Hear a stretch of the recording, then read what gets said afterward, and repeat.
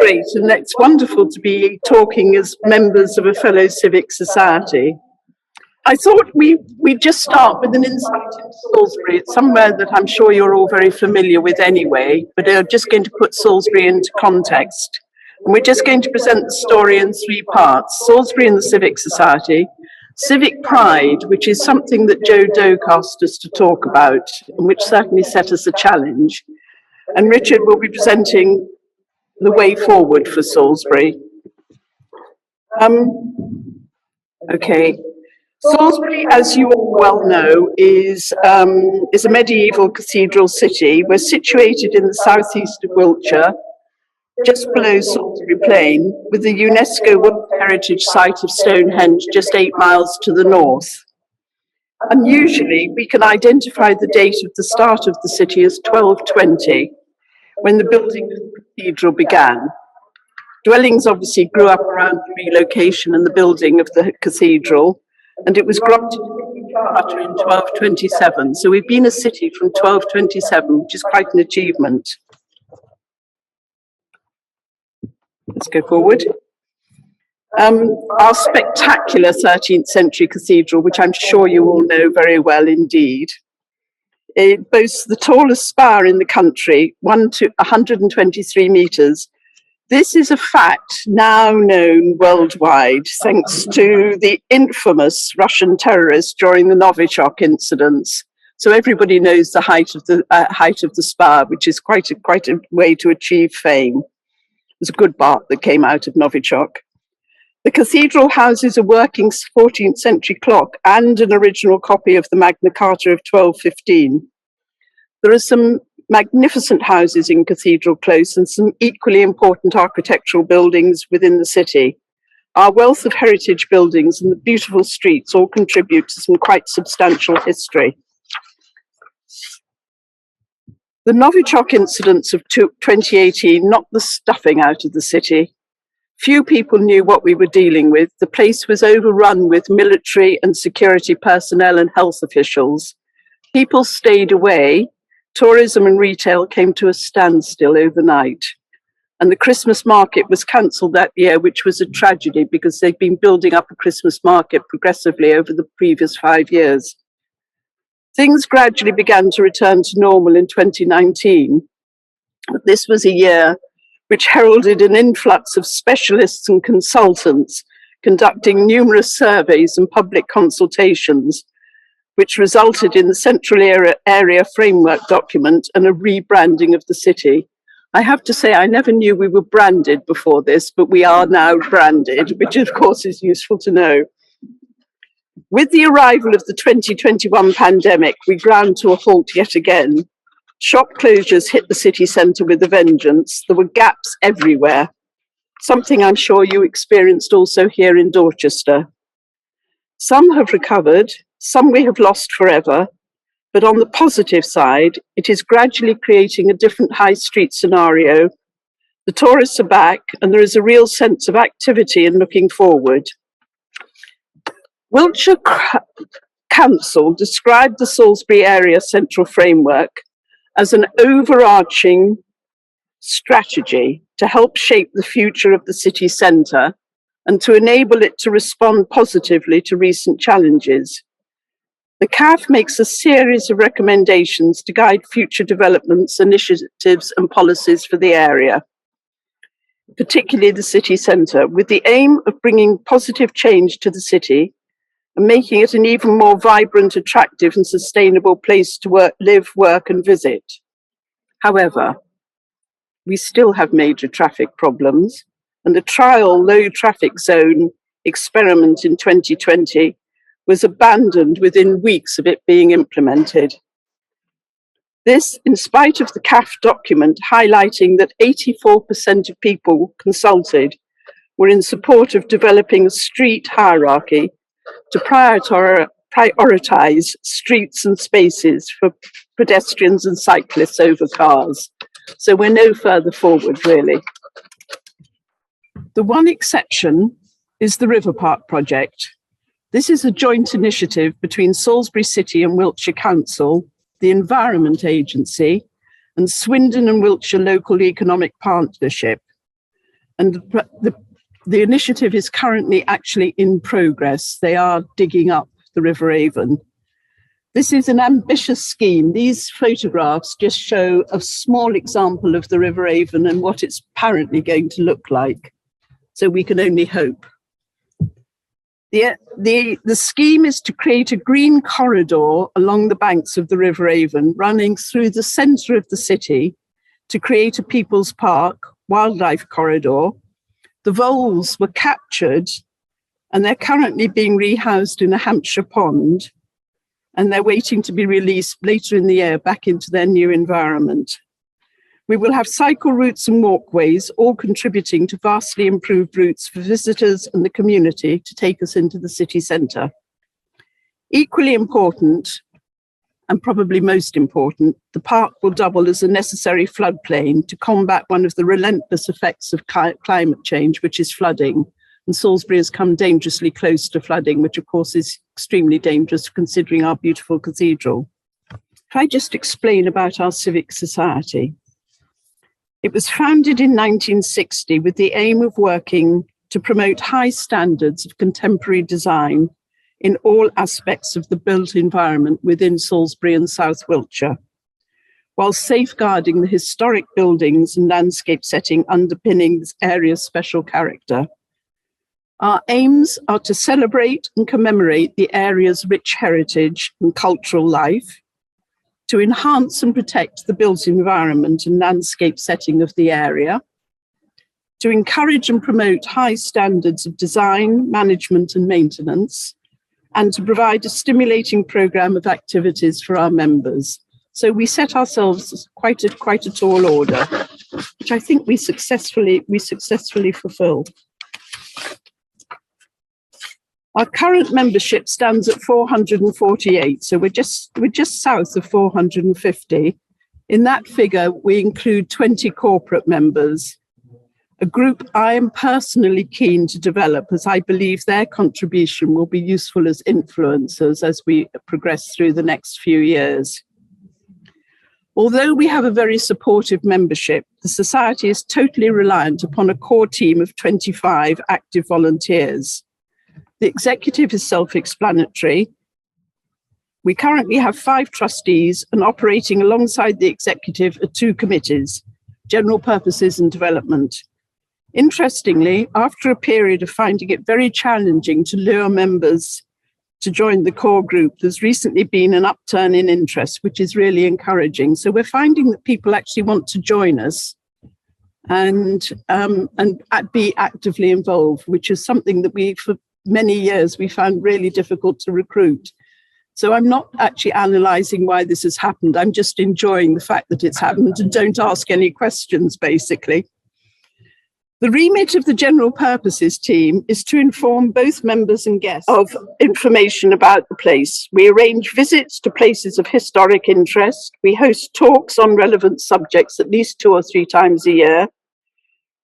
We organise guided architectural and historical walks around the city and environs. Together with the 3 events arranged by the Development Committee, this means the Society provides an activity event or debate every month. We do take a break in December. Zoom, of course, is provided to be an incredibly useful facility, allowing events to continue through the worst of the winter months. Our celebration of Civic Days is intermittent. I don't know whether you celebrate Civic Days, but we try as much as we can, but we're reliant on whether people are available to actually put on a show for that. We contribute when we can to the National Heritage Open Days scheme in September. This again depends on whether we've got enough volunteers to undertake a project of this nature.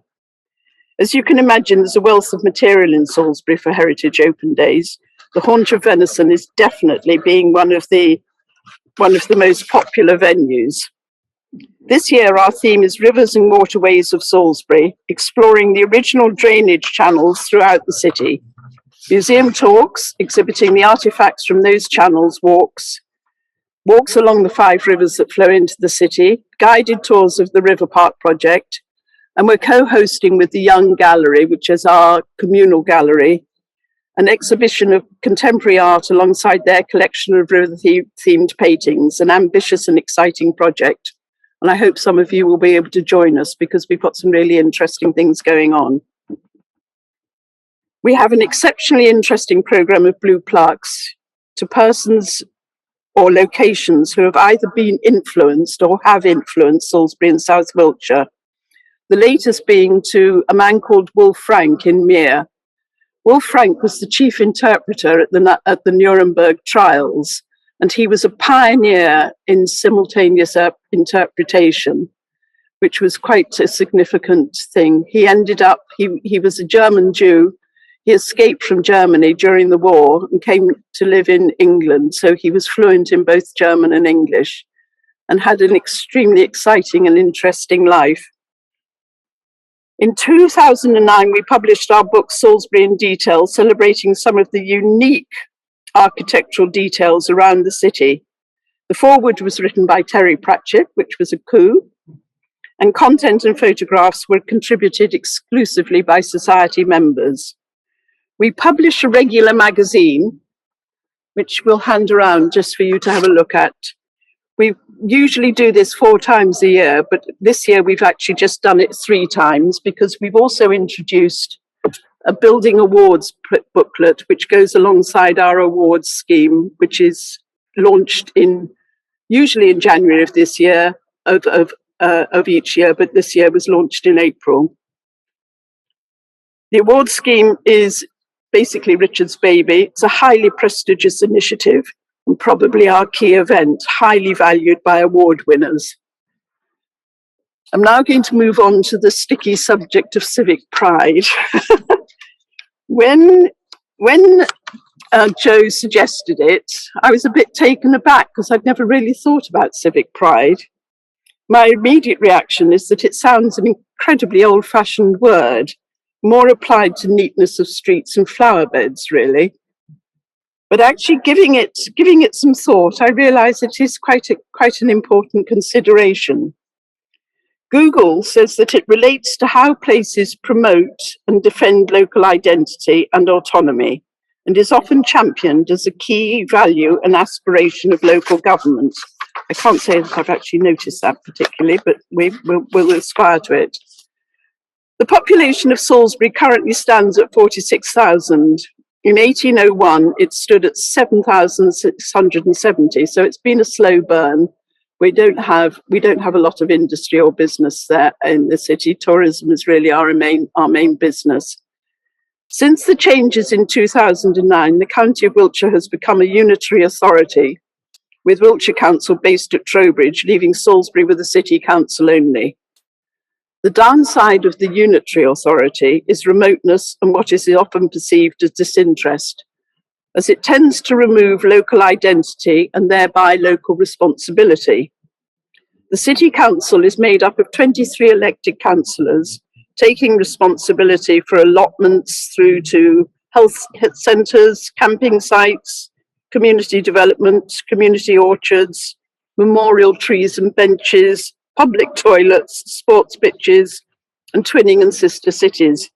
It's not necessarily a list to light the imagination, but all important aspects of the city in their own right.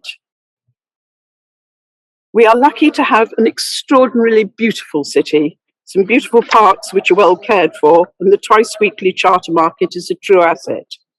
Civic space is of key importance, somewhere the community can gather, could also be seen to contribute to a sense of civic pride, and the new River Park will be a great addition to open community spaces.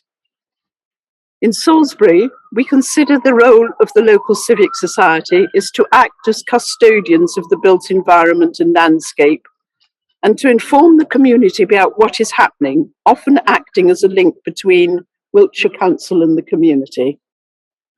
Over the years, there have been a considerable number of initiatives focusing on improving city for the good of its community. Extensive plans have been drawn up and heralded as the way forward. Sadly, these projects rarely get off the ground. They are too ambitious, unrealistic, or lack support. But I sense that the community is beginning to assert itself. There is a true sense of community spirit beginning to develop in Salisbury. I think as this develops, people are understanding that to voice opinions as realisations dawn that we are able to influence, particularly at a time when government places more emphasis upon community involvement. I hope that gives you an idea of our approach to civic pride and an idea of how we operate in Salisbury. I'm now going to hand you over to Richard. Yes, this is really a quick skate through work, primarily work done by the Development Committee, which Stephanie has referred to, which I'm the secretary. So certainly touching on recovery issues, but also wider issues, resistance to large-scale house building. I think maybe some relevance. I'm not sure we can offer much in that field. Also our award scheme, which Stephanie mentioned, which Joe told me was something you had in the past and thinking about maybe reviving. Right, so the recovery question, we have had various meetings to do with recovery. This was in 2019, one of the meetings which Stephanie referred to the Development Committee organising. So this is basically what was happening at that time, post-Novichok, but pre-pandemic, in terms of attempts to get Salisbury going again. And the top left image is in fact of the Zizi's restaurant, which was one of the locales of the Skripal Novichok poisoning. And then later in the same year, we covered similar topics. And the two speakers for this first meeting in April were two people from Wiltshire Council, one of whom was the interim director for economic recovery. And that was a short-term post which has now ceased, but that was a particular effort by Wiltshire Council to try and focus on Salisbury in the wake of the Novichok events. And there had previously been a feeling in Salisbury that Wiltshire Council had rather tended to ignore Salisbury. I think they did quite a good job at this particular point. And then we had our second meeting in the same year. The first meeting, our planning forum, is mainly for our own members, but other people are also welcome. The open meeting is what it says. It is something which we try and get as many people, members and non-members to, without charging anyone, providing free drinks and nibbles. A good venue, the Salisbury Arts Centre. And we had two of the same speakers, and we also had somebody from the Environment Agency, and they were talking specifically about the River Park project, which, although it was not necessarily sparked by Novichok, it had something been in the offing for a while, and it was essentially brought about because changed flood mapping showed greater flood risk in Salisbury, and that's what brought in the significant Environment Agency funding. And the whole project will cost something like £23 million. So that's quite a decent investment in Salisbury. This is going on to a series of slides from the April presentation. And this was some preliminary views of what Salisbury might hope to achieve from a bid to the government's Future High Streets Fund. I don't know whether Dorchester got involved in that, but essentially this was a pot of money that cities were invited to bid for works that would actually encourage retail, recovery of retail, which is under threat anyway. Didn't help Salisbury because of Novichok, but a countrywide thing. So we had a presentation in April which showed particularly an initiative to improve Fisherden Street. Fisherden Street is a street which connects Salisbury railway station to the city centre, so it's quite an important route. It's also a marginal shopping street, of which cities tend to have a few. North Street in Leeds, I remember when I lived there, was a similar sort of case. Marginal, not full of multiple chains, but having some very interesting shops, in many cases independent shops, and certainly worth promoting from that point of view. So this is a street scene in Salisbury currently, and what the Wiltshire Council proposals were apparently going to promote was a much jazzed up version of the street. It's also, according to this image, a street with no vehicular traffic in it, and it's being used for street markets and plenty of people around. So that was an image that was shown in April 2019. There's another one. This is City Hall, which is an entertainment venue owned by Wiltshire Council in Salisbury. Slightly sadly treated originally Art Deco building in Fisherton Street. And this is what the presentation showed it. So there's not actually, I mean, there is something that's going on the left-hand side, because what is currently a blank wall on the left-hand side has been shown as redesigned with some nice glazed effort. But quite a lot of the effect is just by putting a lot of fancy lights and so forth in. So it shows a level of ambition. We didn't take these as indicating necessarily concrete proposals. They showed the sort of thing that Wiltshire Council was hoping to achieve for Fisherton Street. Here, again in Fisherton Street, this is where one of the branches of the Avon, there are 3 branches, well, one's a mill stream, 2 branches of the Avon flow through central Salisbury.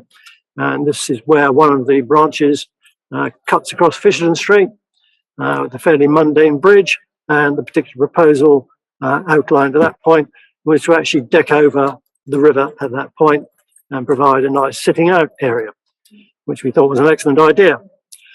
So what happened next? Essentially what happened was that Salisbury's bid for future High Street funding was successful. And without an awful lot of public consultation on the specific way in which the money allotted, which was £9.3 million, how it was going to be spent. That had been pretty much established by Wiltshire Council beforehand and formed the basis of their bid to the government. And having had the bid accepted, there wasn't an awful lot of leeway in how Wiltshire Council spent the money. So there was a particular focus on Fisherton Street, picking up on the suggestions in April 2019, and £3.2 million goes to Fisherton Street, the Fisherton Gateway, the gateway into the city. And so this is the time when you might hope that some of the things we've seen in the last few slides would actually come to fruition. And what we actually have in Fisherton Street, don't worry too much about the detail of this, which you may or may not be able to read, but essentially we have a highway engineering scheme. We have slightly widened pavements. We have some crossover points where the carriageway is built up to facilitate pedestrian crossing of the street. And we have some changes to bus stops and so forth. And the Civic Society felt that this was pretty disappointing for the spending of over £3 million, given that the level of ambition previously seen was something completely different. It was actually a much more vitalised street. Now, these works would improve the street. They would improve the link between the station, which was the other facet of the scheme, which I haven't got much time to deal with. Basically, they would have improvements. Would they improve £3 million to the tune of £3 million?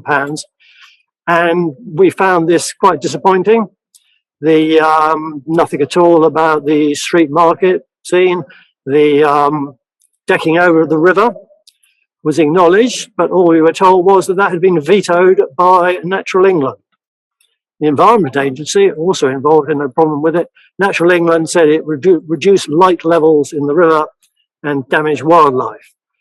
To which our response was, well, it doesn't have to be wooden decking, it can be perforated metal, it could be glass decking, which actually would be quite nice visually, and would presumably have very little impact on the wildlife. But apparently Natural England had a veto on this, so there's no form of decking out at that particular central point in the street. There's a very enticing blank wall next to that proposed decking, which would be a wonderful locale for a nice bit of trompe-l'oeil decoration. All the Wiltshire Council scheme referred to was some opportunities of art on street cabinets, which is not quite the same thing, really. There is a separate independent initiative which Stephanie is involved with to try and get some community art. But in terms of Wiltshire Council's commitment, Wiltshire Council has a core strategy which is meant to encourage public art. In the case of this proposed expenditure, they actually did nothing at all, basically. So we've written in, the consultation period ended a month or so ago. We put our comments in saying that we had a debate at committee as to whether we were disappointed by the ambition shown or very disappointed. And by a strong majority, we were very disappointed by what we saw. And we put our comments in as constructive as we can and ask the Wiltshire Council will come and discuss them with us, we hope. Our proposal for the street layout, rather than a few widened pavements and crossover points, was actually a shared space approach, whereby you have one level surface across, and this has been proven successful in many places, that actually it's down to drivers to take a bit more care, to acknowledge that pedestrians have priority, and to drive at the appropriate speed. There's meant to be a 20-mile-an-hour speed limit in Fisherton Street. It's not often observed. The shared space would enable that, but shared spaces, I think, become slightly less popular recently. We made the suggestion. We're not particularly expecting Wiltshire Council to take it up. This is going over the railway station, which was the other. In fact, there's £5 million being spent on the station forecourt. We put in a proposal for an improvement to the access from the station to the Fisherton Street, designed by one of our committee architect members, James Selman, with rather than people entering the railway station via a mini roundabout, they can actually use a separate route which comes in via a specially created parklet. It's a nice idea. We've put it in, we've put this illustration in. I suspect that, as is often the case with consultations, minds are made up, they acknowledge what people are saying, but are they going to have to go back and have a fundamental rethink? I fear probably not. And the other remaining part of the £9.3 million is doing up a listed property in the marketplace, which may or may not be targeted as a test case to try and encourage the use of the vacant upper floors above shops, or as living over the shop, which is not a new idea. And this particular address in Salisbury, 47 Bluebell Row, is a good example of a shop with unused space above, which could be utilised. But the building actually is far more than that. It is an extremely interesting historic building with, for instance, the remains of an early 18th century coffee house in a disused part of the back. There was dismantled panelling, which could be reassembled. It would be expensive, as would doing up the whole building. The project's been costed by a very respected local architect, Gerald Steers, probably needing something like £2 million to actually rescue the whole building. And Wiltshire Council has allocated £800,000, which will do some good, but it won't rectify the whole of this particular property. To what extent it'll encourage the revival of the retail trade, I don't know. To me, the whole thing about £9.3 million designed to revitalise the high street is to what extent that's actually going to achieve that kind of level of success from this particular expenditure. So the Civic Society has been taking an interest in this for a long time, at meetings which have covered it, and has expressed its disappointment to the actual outcome. We shall see what happens. This is going on to the field of housing development. This is a particular case, special to Salisbury. So although it's a river valley development, it can't be said to be directly comparable to the controversial development north of Dorchester. I should say, by the way, that I did live in Dorchester for 3 years in the 1970s. I lived in Damers Road. I lived before that for a while in Piddle-Trentide. And it's very nice to be back in this area, which I have a certain amount of familiarity with. But back to this particular shop, what this shows is the way the River Avon Valley, as a green space, actually finds its way into the heart of the city. So the cathedral is visible top left in this slide. It's only a few hundred yards from this unspoiled green space. There's some gardens, Churchill Gardens, but the road that runs, the yellowy brown coloured road at the top of the housing development, in the middle of the slide, that is the limit of development. There are two fields. There are the two fields underneath the annotation Harnham Bridge, and the owners, a local estate and a local almshouse owner, would like to develop it for housing. And what we have at the moment, that's the view across the fields, the Britford Lane fields. Classic view of the cathedral in the background. They want to fill that up with houses. And that is something which has been going on for several years, which the Civic Society has attempted to contend with.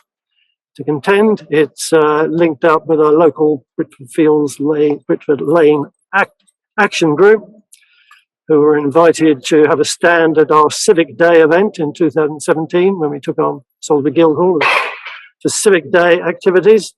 We put our views to Wiltshire Council about the inappropriateness of this development. And we've tried, with what means we have, to resist the incorporation of this site in any local plan, which is key.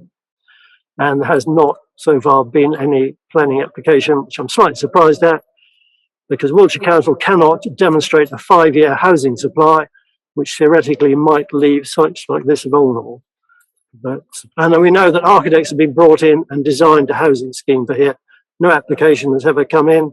One of the things we did to try and help resist this was to engage one of our members, who is a planning inspector, now retired, actually lives in Devon. He came up to talk to the Britford Lane group about the ways in which this proposal might be resisted if it ever came to a public inquiry, which so far, luckily, it never has done. And it's all gone quiet recently, but I don't think that means that this particular view of the cathedral is necessarily safe forever. And that's inevitably something that the Civic Society tends to get involved with. The major urban expansion to Salisbury tends to be on the periphery. It's the eastern side of the city. It's up at Old Sarum, slightly isolated from the city. A lot of housing goes up there. And we know full well that the only chance of resisting it is at the local plan stage. If something is accepted in the plan, it's pretty much inevitable. All you can talk about then are the details of development. Given that you're talking about volume house builders, you know they're going to come in with pretty low ambitions, and it's actually very difficult to change anything. We had a presentation in our committee a few years ago by some architects who are working for Barratt Homes, a particular scheme, and they showed us this bog standard sort of suburban layout, neo-vernacular, lowest common denominator houses, which we found fairly depressing. And we said to them, how about actually getting some contemporary architecture to clothe this scheme? And they said, yeah, we'd love that, but our clients aren't interested. They know they can sell the kind of houses we're designing here. So there are two sites I'm showing briefly. One of them is on the west of Salisbury. You're coming into Salisbury from the west, you get this splendid view of the cathedral. This is a site which, there's a large site to the right-hand side of the road, which we thought was acceptable. This was a late addition to one of the many phases of the local plan, the housing site allocations, DPD. And we resisted the incorporation of this site because of its impact on views of the cathedral.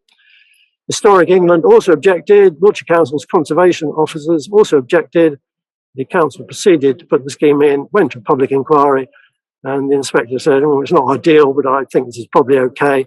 So you end up with a scheme, which is now a planning application, which has a view corridor, so that from certain places coming into town, you can still see the cathedral spire through a gap in the houses, many positioned before or after that. You've got the houses blocking the view again. But that is pretty well inevitable now because it's been accepted as part of the local plan. This is a later review, that was about 2018.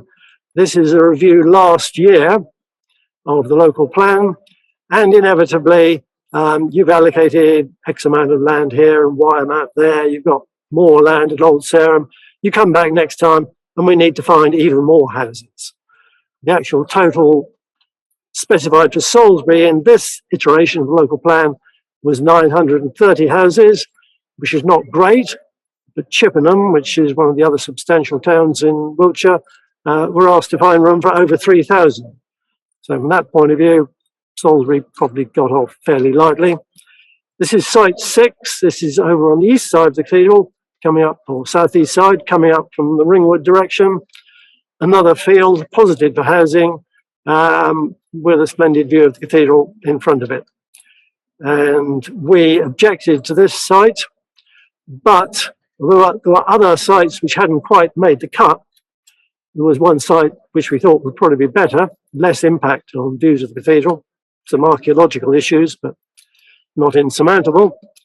But in the end, we said, no, we're resisting this site. We're not going to suggest any other site to actually replace it.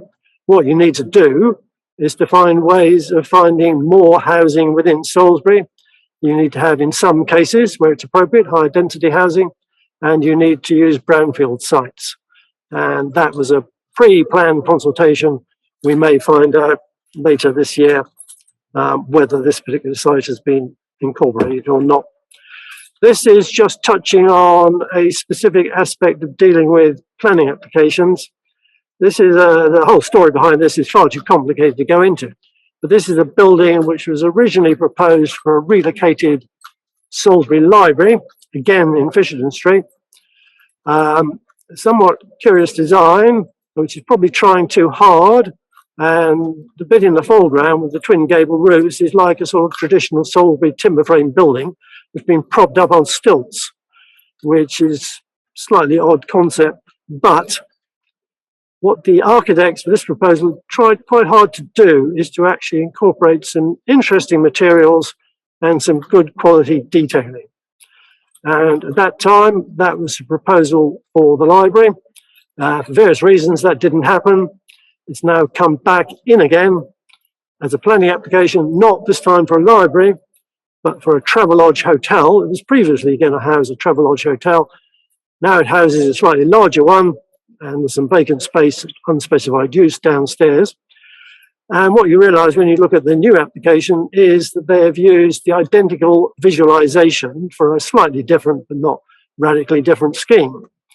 You can still see the books behind the shop windows. They haven't bothered to change that, even though it's no longer proposed for a library, which is okay. And the council's urban design advisor said, well, this seems very similar to the scheme that's already been approved.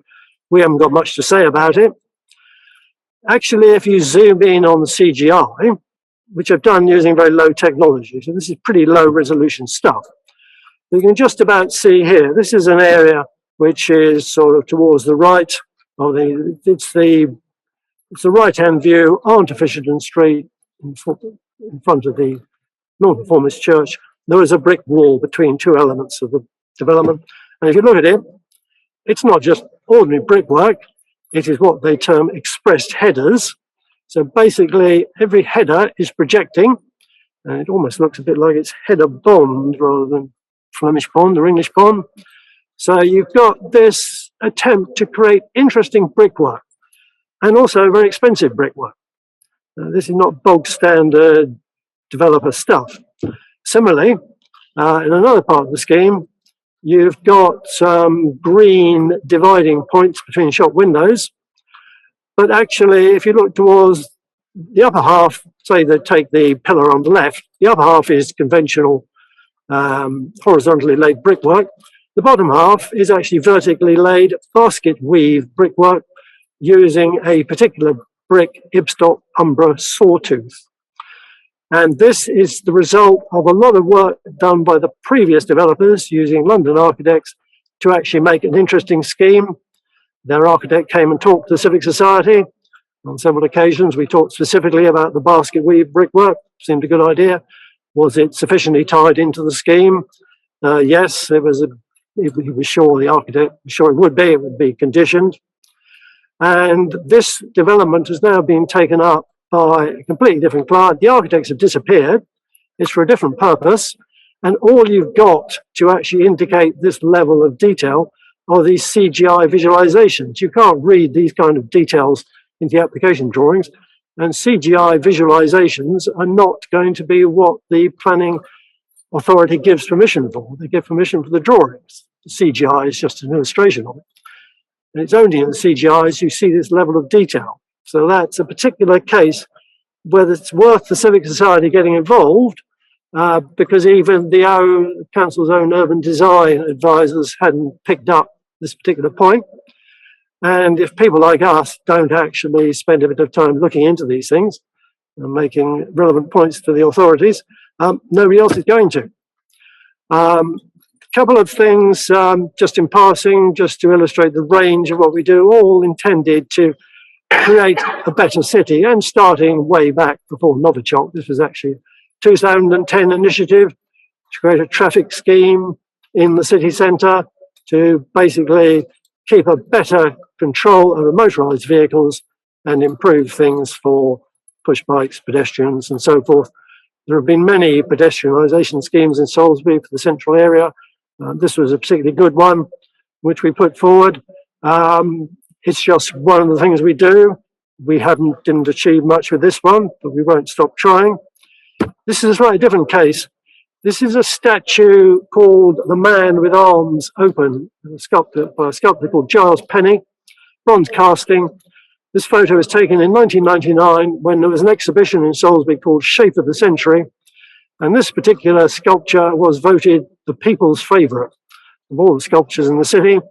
And the Civic Society has been trying for some time, or hoping for some time, to bring it back, or to bring a new casting back. There's another casting, this is in Canary Wharf. And I would love to see this statue. We identified a space for it, which Wiltshire Council, the owners, seem reasonably happy with, but it's all fallen foul of incredibly complicated procedures about redeveloping parts of the city centre, which I wouldn't dream of trying to bore you with. Just to say that the Man with Arms Open is still something we would hope to see brought back to Salisbury. Quite how we achieve it, I'm not sure. And Stephanie has already produced this booklet, so I'm just talking very briefly about the award scheme. We've got 2 or 3 spare copies of our booklet, and who wants to take one away with them. So for the first time, last year's award scheme winners were recorded in a special standalone publication rather than just forming part of one of our, generally speaking, quarterly magazines, which is an innovation which seems to have gone down well and will probably be, almost certainly be repeated. And I'm just following this up with a very quick skate through. I'm running out of time. So this is not an attempt to deal in any detail with some of our award winners. It's just to indicate the sort of range of things that that we found to give awards to. It's the Apple House in a village outside Salisbury, partly a conversion of an old fruit storage shed with contemporary element worked in as well. And the super client is a brilliant interior designer, and a very imaginative local architect who's won several awards from us. That is actually a bridge for the aforementioned Terry Pratchett.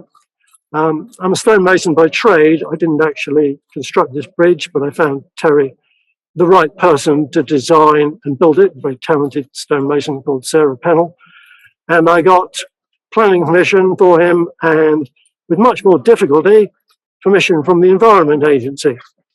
They're a curious crowd to deal with. One of the things I had to do was to carry out a water bowl survey.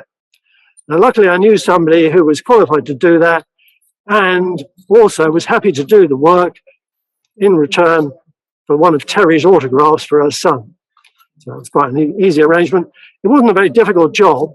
This was in the summer, so she sat around in his garden in the summer, and the stream that flows under this bridge is actually a winter bourne. It only flows in the winter. It does not flow in the summer. So the chances of seeing any water bowls on site were absolutely zero. Nevertheless, you carry out a survey, keeps the Environment Agency happy, and life continues. And it was, I knew Terry slightly. It was an absolute tragedy when he passed on a few years ago. He chaired, in fact, he chaired one of the judging panels for our award scheme in 2006. Probably the cleverest person I have ever met in my life, I would say. This is a bus shelter, Millennium Bus Shelter, north of Salisbury, simple timber frame building. This is sort of thing which inevitably comes up in Salisbury, 15th century timber frame building. This was actually clad in tiles previously, and nobody realised what lay behind it. And it has some surviving medieval timber windows, and has had new, not particularly ornate, just simple new timber windows added as part of this conservation repair project right in the corner of Salisbury Marketplace. This is a bit of a fake, but it's a very endearing kind of fake. This is a building called Cowpens, which is on the Fonthill Estate west of Salisbury. The Fonthill Estate is a quite extraordinary area of land containing the most remarkable history of houses which came and went, including William Beckford's Fonthill Abbey, the most famous, but by no means the only one. This was an isolated development taking advantage of some cow pens, which would not normally get consent, but Wiltshire Council acknowledged that the locale, Fonthill Estate, justified this kind of Fonthill, this kind of a folly type structure. And we thought, yeah, why not? Let's give it an award. This is a contemporary house. This is Mere in the western part of our area, where the plaque to Wolf Frank has gone up, Stephanie mentioned. A nice contemporary scheme by some architects from over Shepton Mallet Way. We're not just limited to buildings, we're dealing with the built environment. This is a creation of an artificial riverbank in the middle of Salisbury. So we gave that an award quite a few years ago. This is a new statue on the west front of Salisbury Cathedral by an incredibly talented sculptor called Jason Battle.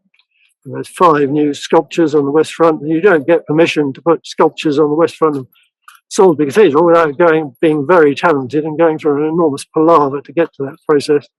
So this is a particularly nice example, pair of angel statues we gave an award to. That was actually Terry's year sharing a judging panel, I think. Contemporary edition, this is a listed building called Roche Court. It's now the New Art Centre, east of Salisbury, well worth a visit. So this is connecting early 19th century house with an orangery of similar period, and not in any way trying to ape the style of the original buildings. This is a contemporary design, and we thought it worked splendidly well. So that was one of our award winners. Stonehenge Visitor Centre, not applauded by everyone, but I think it's a pretty successful building. This is a Millennium project, not a Millennium project. This is the Salisbury U3A's Millennium Sundial in the middle of Salisbury. And finally, I would say not just one of the best modern buildings in Salisbury, one of the best buildings in Salisbury, full stop, is a building of around 2006 designed by Stanton Williams, architects of Salisbury, as an extension to an early 18th century house, which at that time was housing the offices of Salisbury District Council, now houses the offices of Wiltshire Council and the police station thrown in for good measure. And this extension is a superb addition to the site. There's a medieval church, which is now Salisbury Arts Centre, immediately to the right. Might not work in every context, might be a bit too challenging in Salisbury Marketplace in this particular context, where unfortunately it's not seen that well by people. This is an absolutely wonderful modern building, one of my favourite Salisbury buildings of any period. So that's a quick trawl through. I think the next slide is something else. Yep. That's a quick trawl through our award scheme, because Joe said it was worth covering, because you had one, you didn't currently have one, but you might go back to the idea. Salisbury is different in one particular way, that it not only covers Salisbury with its 46,000 population, it also covers a large area of South Wiltshire, so it has a much bigger catchment area. And we organise our award scheme on an alternating basis. We look at new buildings one year, and we look at work to existing buildings in the following year, which works very well. So for each category, we've got 2 years catchment period. For a place like Dorchester, I suspect that if you want an award scheme, which I think are wonderful things to have, thoroughly encourage you to, I would say that you might need to be looking at a slightly lesser category of award. You might be looking at, say, people who responsibly repair timber windows in a non-listed building rather than putting plastic ones in, which is the sort of thing we thoroughly applaud, but we probably actually wouldn't give it an award to. It would be too small a scale. So you could probably look at slightly smaller projects, or you could run an award scheme every 2 or 3 years rather than trying to make an annual thing of it. But I think I would thoroughly encourage it if you are seriously thinking about returning to it. I think they're extremely useful things. They're ways of encouraging civic pride, apart from anything else, that you're actually recognising achievements in the city which improve the city. You're bringing them to people's attention and trying to make the most of them.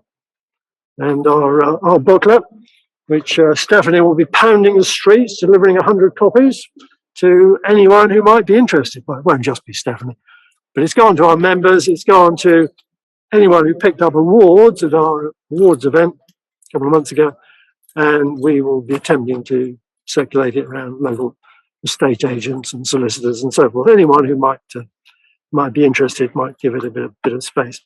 And finally, this is a specific project which actually isn't a project as such, but it's an aspiration. This again is in Fisherton Street. But Fisherton Street is an interesting street. This happens to be number 47, as with 47 Bluebell Row. There are at least 2 other buildings with a number 47 of particular interest, which I'm sure is no more than a coincidence. 47 Fisherton Street is an Art Nouveau shop front, probably about 1906. The green glazed terracotta, the faience, was made by Carters of Poole, who eventually became Poole Pottery.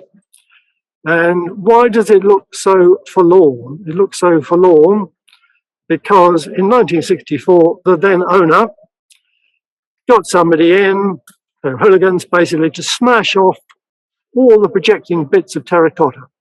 Anything that stuck out a bit was just hacked off or knocked off with a hammer. Why did he do this? Don't really understand it, but what he achieved afterwards was that is the same shop front. You can't even see the curved window. He's just had it rendered over to create this most banal, ugly thing. We'd love to know who he was, why he did it, and we may possibly find out. And the final shot is not a photograph. There are old photographs, but this drawing is probably the most expressive way of seeing what this looked like in its prime. So you've got these splendid projecting brackets, which were just hacked off in 1964. You've got a wonderful looking door, which from photographs, I'm not quite sure that's necessarily accurate depiction, but it'd be nice to put something like that door back. What you probably wouldn't necessarily want to put back is all the hanging dead animals, even though the hooks are still in place on the shop front to hang them from. That's probably a step too far. You'd need to incorporate a plinth across the open shop front to make it viable for modern shop use. It's a wonderful concept, which we first looked at in 2011, got a price from a specialist, couldn't at that time raise the money from initially, one concept I had was people who had received awards from us who were known to be wealthy. Quite easy to identify some of them. So I went round and asked some of them. A couple said, yeah, I'll give you a bit, including the treasurer of the Conservative Party, as one would hope. But one of the big hopes was Terry Pratchett, who could have financed this out of the loose change down the back of his sofa. So I went to see him and his wife Lynn and said, actually, I don't like Art Nouveau. And that, I'm afraid, was the end of any hopes of getting any finance from Terry Pratchett. And in the end, we gave up. We've revived the idea again recently because, partly because of the emphasis on Fisherton Street, which this would be a sort of a flagship project to improve the street. And we need to basically get an update on the price. We need to reconcile some discrepancies in the original schedule of work. We need to get a comparative price. We need to look at funding. The Heritage Lottery Fund is an option, but they would not fund the building. They would only fund a community project embracing the building, encompassing all sorts of minority groups, and they would fund up to £100,000 for a privately owned property. I'm guessing that the original price will have more or less doubled, probably for various reasons. And it could be a couple of £100,000. So we're way off the stage, even making a decision whether to actually go into a fundraising mode. But it's something we'd love to do. It would be nice if at some point that terribly distressed shop front could get back to something more like that. But, fingers crossed.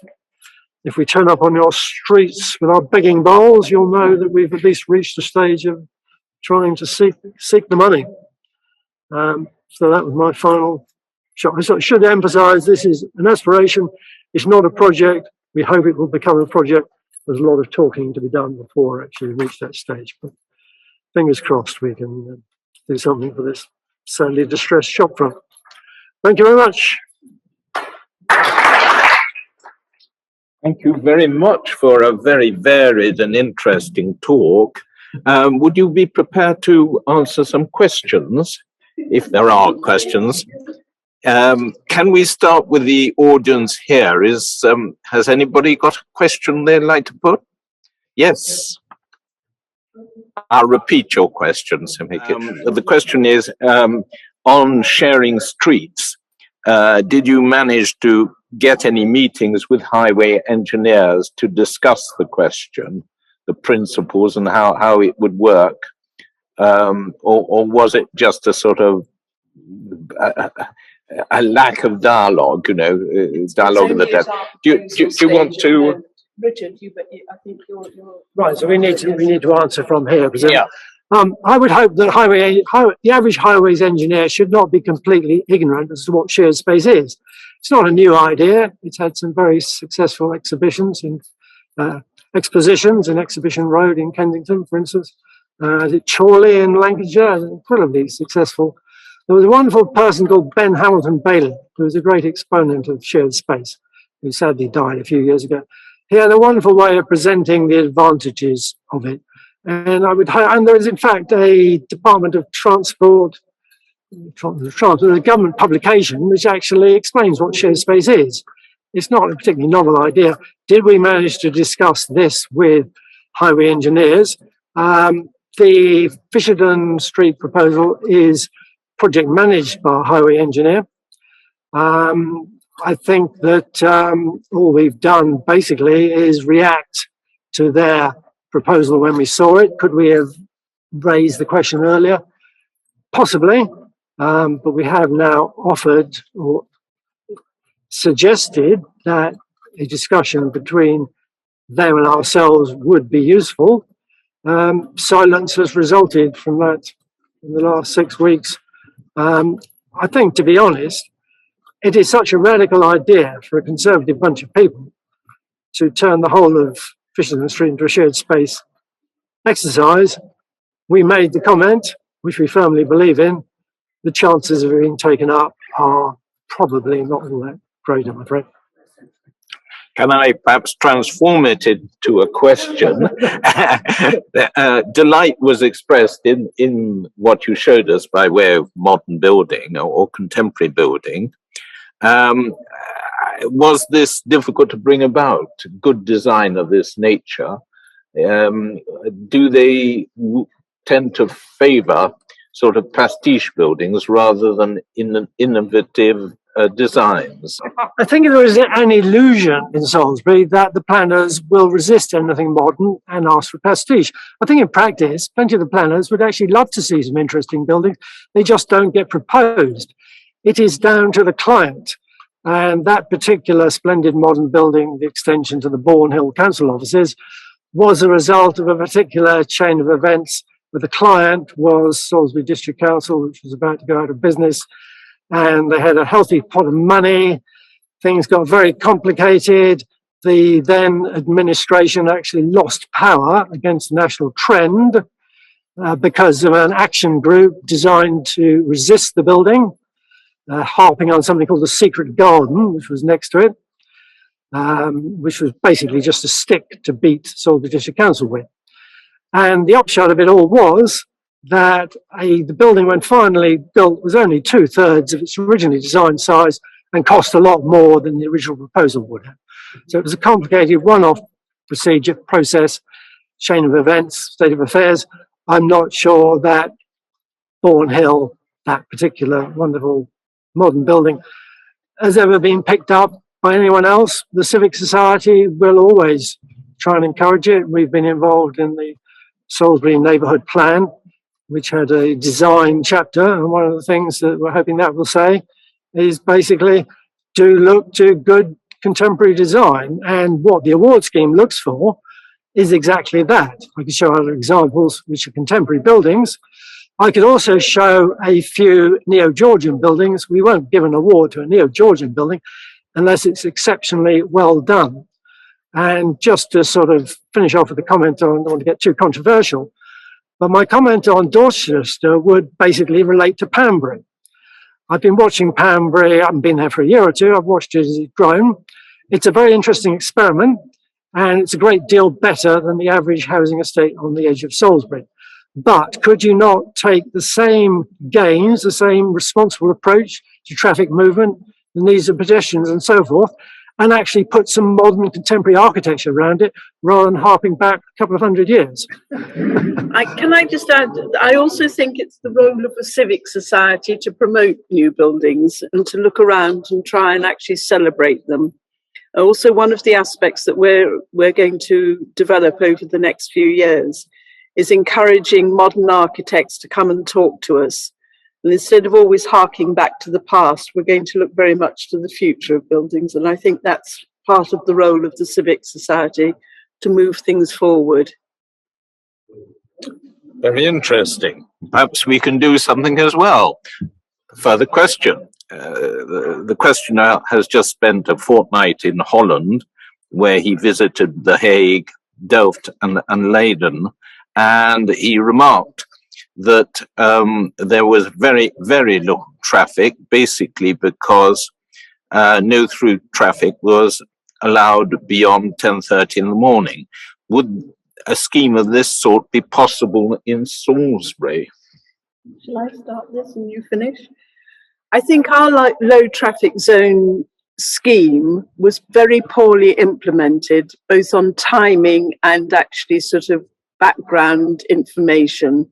It was dumped upon us in a way, and people panicked. It was also at a time of the lockdowns, and so the shopkeepers, retailers and high street panicked as well, because they said that there was going to be no business at all, even though in fact it was COVID and the lockdowns that created the lack of business. There were signs put up all over the streets redirecting traffic. It was seen to be a very temporary solution.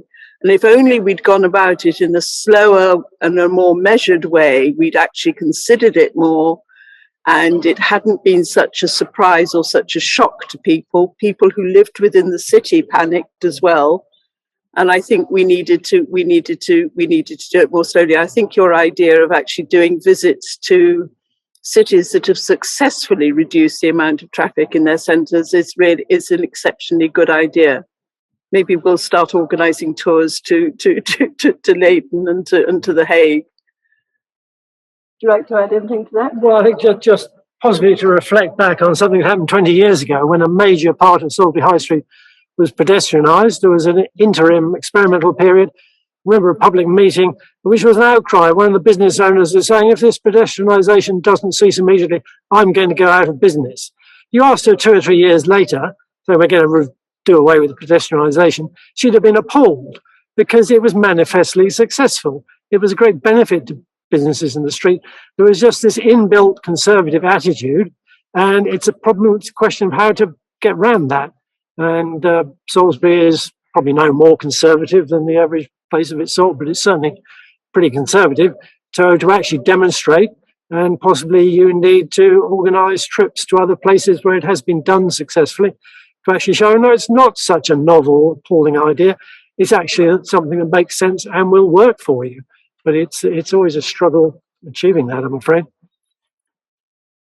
Thank you. Any more questions? Yes? Yeah. So the question briefly is Dorchester at the moment, Dorchester Town Council is preparing a master plan, but it's a sort of bumpy and bitty process without any real theme or inspiration. The query is, has anything been done better in Salisbury? You did mention that there was a neighbourhood plan, which we don't actually have. Yes, neighbourhood plans are slightly different, but I think to be encouraged, Salisbury was actually quite late in coming to it. Yes, there is a Maltings master plan, which evolved 2 or 3 years ago, which we commented on at various stages. I'm afraid it's a bit of a mystery to me personally, the actual efficacy of a master plan. They're nice ideas, but they carry with them no actual promise of actually achieving anything much. It's a bit like Salisbury's Central Area Framework, which is a sort of master plan for the whole city and duplicates to some extent. So the Maltings master plan has a major element, the River Park project, which Stephanie mentioned, £23 million of expenditure. But it wasn't responsible for it. It just took on board something that was going to happen anyway because the funding had been found. So the master plan sets out various ways in which the Maltings, which is an interesting site, which has loads of potential for improvement, how it could be developed. What it doesn't carry with it is any promise of how anything is actually done. So it tells the developer, if you wish to develop this site, we would expect to see X and Y. Originally, the Maltings was probably going to be a shopping centre. That's obviously much less popular now. And there's certainly scope for some reasonably high density housing there. But until somebody actually comes in, a developer comes in and says, right, I'm going to do something, at that point, there is a master plan in place, which the council will refer to and say, well, these are the constraints on you. But the master plan per se does not actually get anything much going. And I think that that's one of the problems with them, probably. What was your process within the Civic Society for coming up with that vision for that area? I'm not sure we came up with a vision for that area particularly. We responded. I mean, it's too complicated to go into, but there were various proposals for redeveloping the Maltings, which we had meetings about, and they actually included that rather funny building I showed with all the detail. If you zoom into it, that is on the periphery of the Malting site, and that was actually would have been part of the original redevelopment, which included, for instance, a new cinema in Salisbury and all sorts of things which have now fallen by the wayside. I think our process was probably reactive rather than proactive. I don't think we've ever sat down and said, this is what we think should happen with the Maltings. When people come up with ideas, then there's something to go on, and you can actually respond and say, well, this could work. This isn't going to work. In practice, all the commercial developers that came in on that site, first of all, they kept changing their identity. They changed their names overnight, which I didn't quite understand. But they've all sort of faded away again, basically.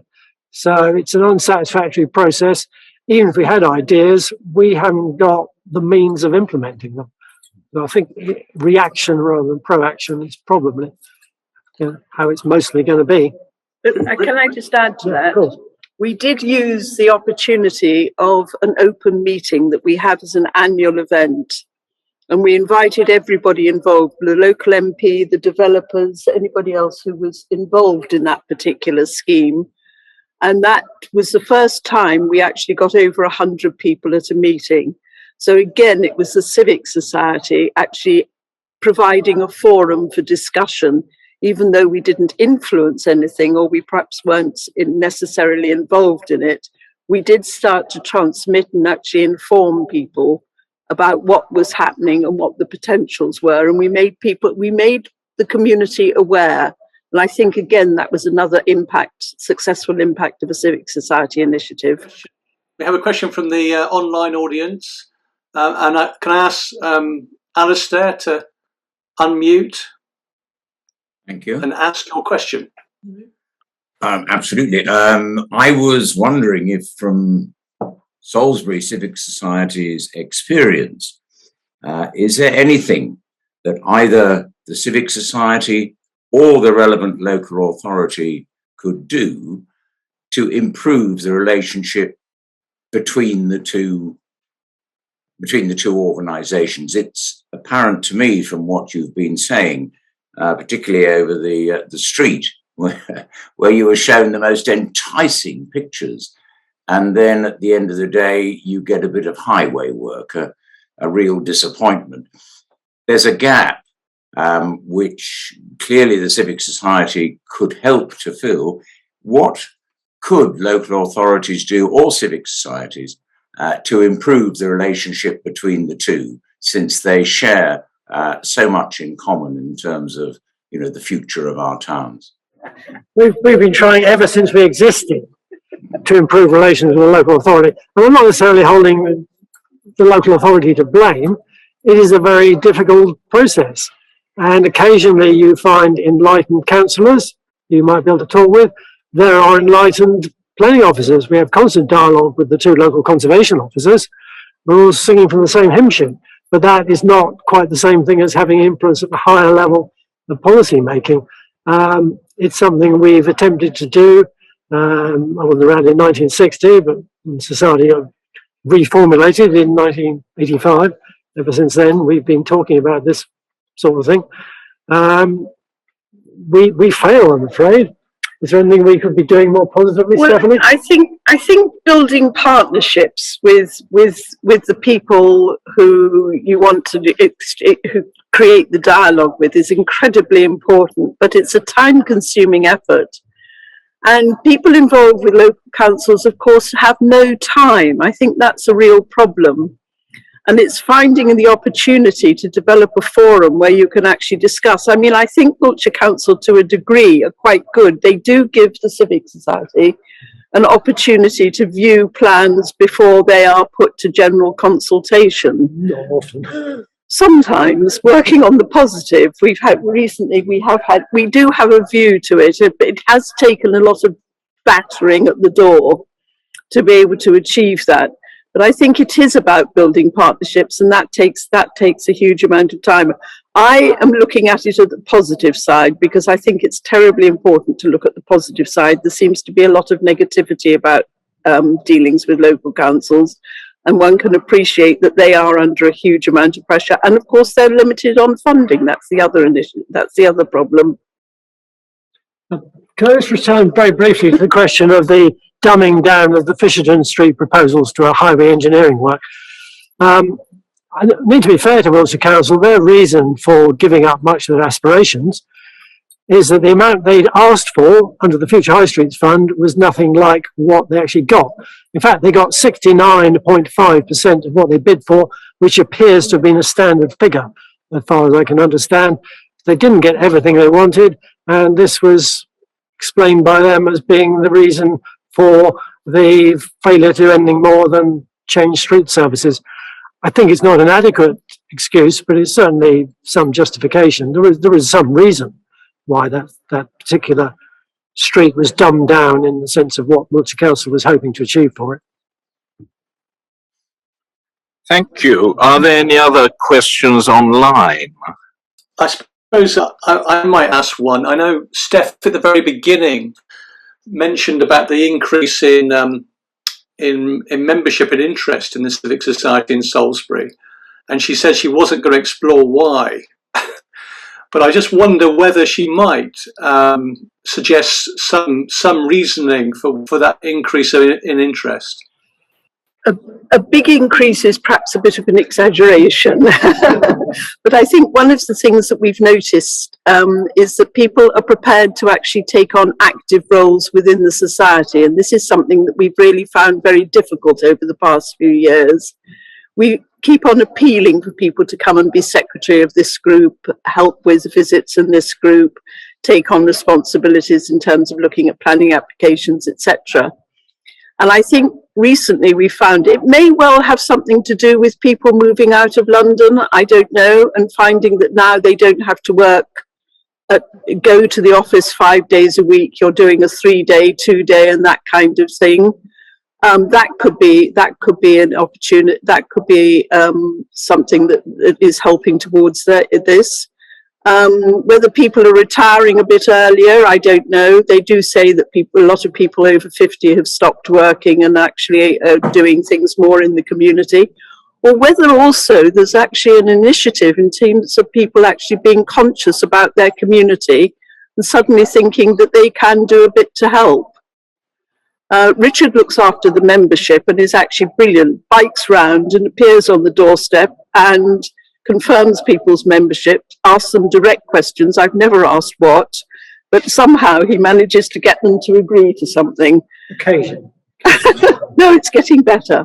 So I think we're again looking on the positive side, but it's really quite, at the moment, it's quite encouraging. Having said this, we'll probably now go into a dearth of people and find it terribly difficult to get anyone.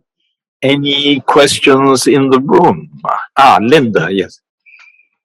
I'm very intrigued, and I'm kind of torn by your approach to the river, because obviously the Avon is one of the defining characteristics of the city, that and the cathedral. Your opening slide, Stephanie, where you showed the sort of proposed scheme, and I think above it was as it is now, a sort of canonised version. You know, the vision of a sort of river park looked absolutely fantastic.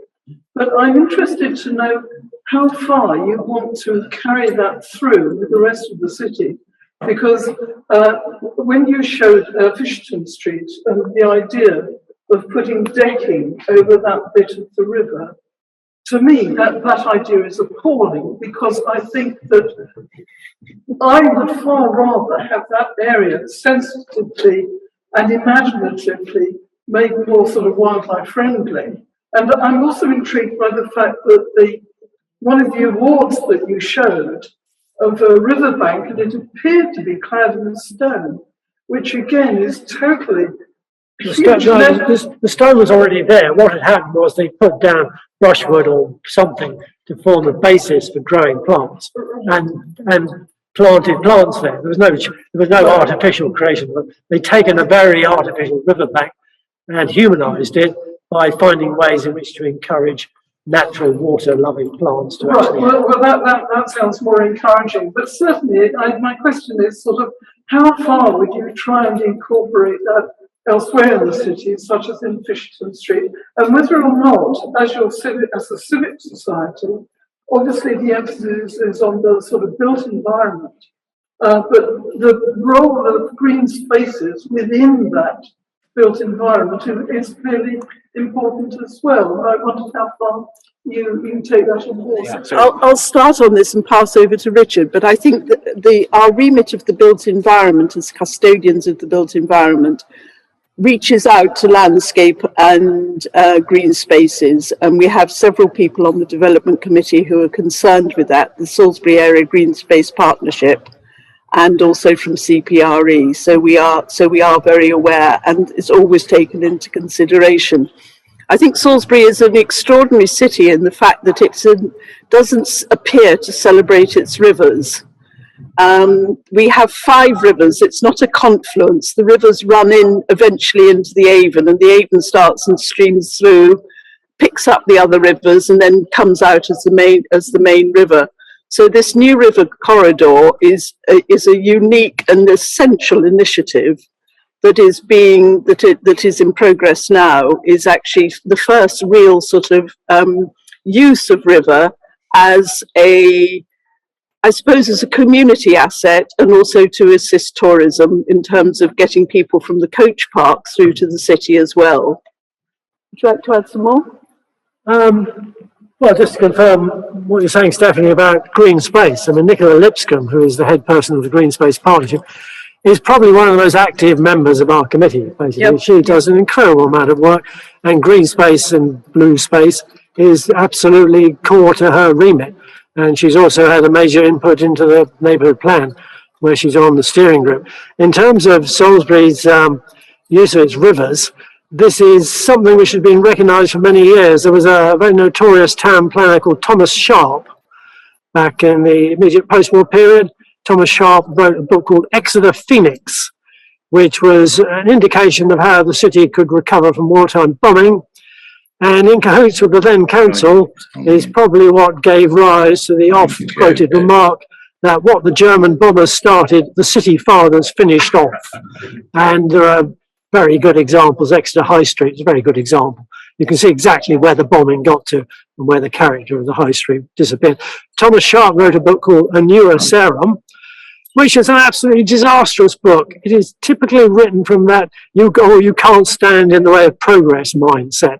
So here we are, we've got this old city, you spend some time lauding its wonderful old buildings, and but they're all too old and not fit for purpose anymore. So I'm going to put a dual carriageway right round the city centre. Actually not round it, through it, charging through historic buildings. Even Thomas Sharp, in this rather extraordinary book, says Salisbury does not sufficiently recognise and make use of its rivers. Even Thomas Sharp, who, obviously I'm doing him down to a certain extent, he was a product of his period. Even Thomas Sharp realised the potential of Salisbury, and we've realised it, but I think this River Park is probably the first time that significant action has been taken. The River Park runs further north, up the Avon, more or less out in the countryside. It's not going down as far as Fisherton Street. It stops at a point north of that. The hope is eventually it'll go down to Fisherton Street. Beyond that, there's very little one can do with the rivers because of the constraints of where they flow. And obviously you get further out in the south, the Avon flows past the western edge of the Cathedral Close, and that's an absolutely wonderful landscape with water meadows and so forth.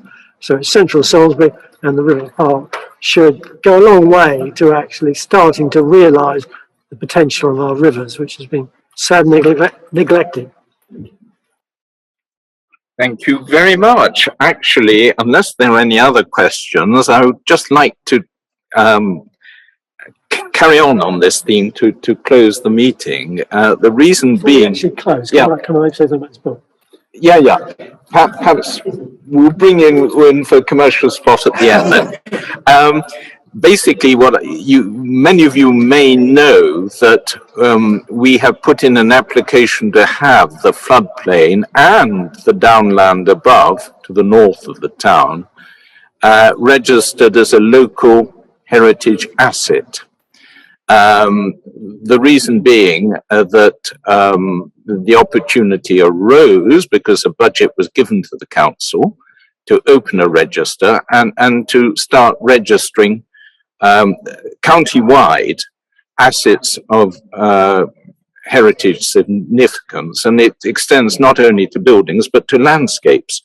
And it seemed to us that it was an obvious thing to do to try to have that landscape recognized as a unique heritage asset. And of course, in our mind, is to make it much more difficult for the development plan to take place.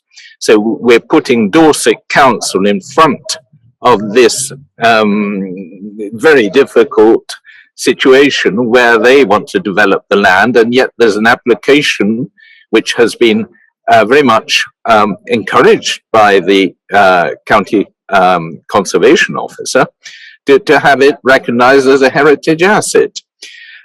So we want to build on this, and I shall be organizing a walk round the water meadows on the last Saturday of July between 2 to 4 in the afternoon.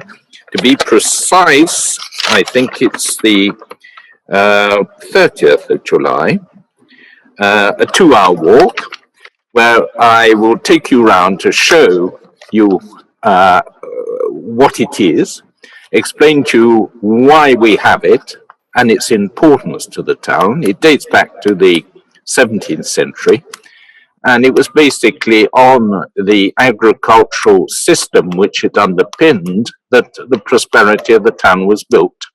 And that is one of the grounds for the application.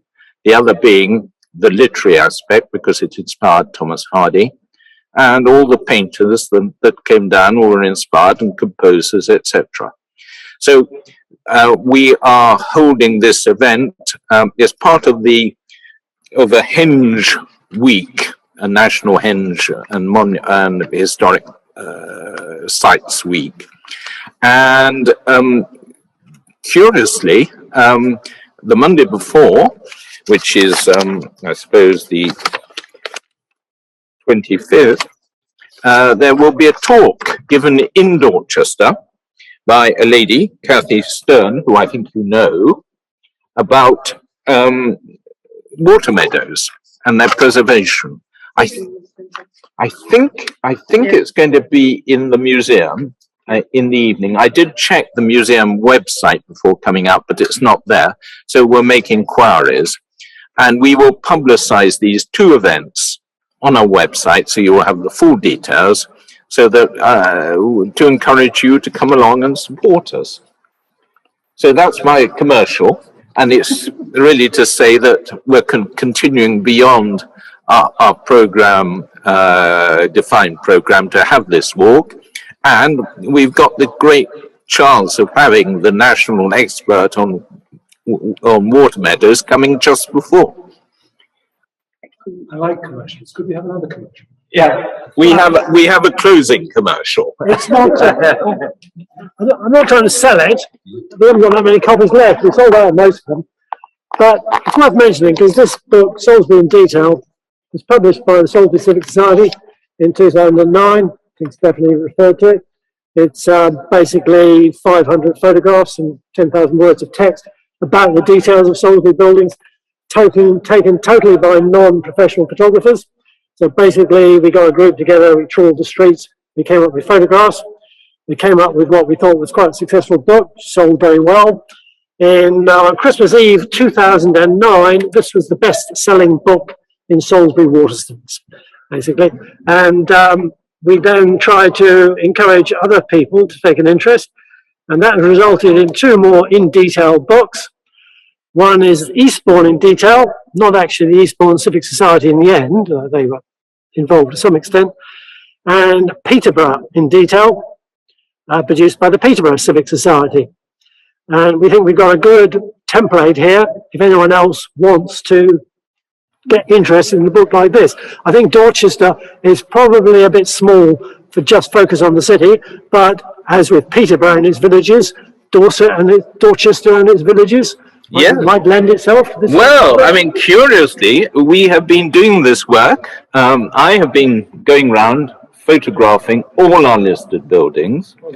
We are going to start also doing a survey of their state and how they have evolved over the years, because we've got some old photographic surveys, two of them, and we're going to compare with the listed details, the listed building details, to see how the buildings have changed.